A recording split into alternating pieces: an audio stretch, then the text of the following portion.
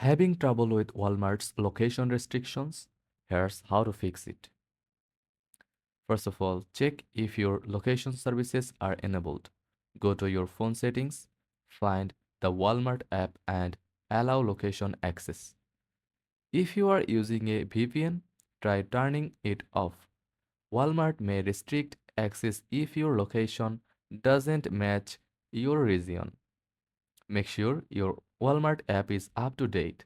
Bugs or outdated versions can cause location issues. Still not working? Clear the Walmart app's cache and data in your phone settings to refresh it. Finally, update your preferred store location inside the app. Go to Account, change store, and select the correct one. And that's it.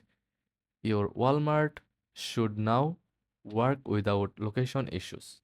If this guide was helpful, don't forget to like and subscribe for more quick tutorials. Thanks for watching.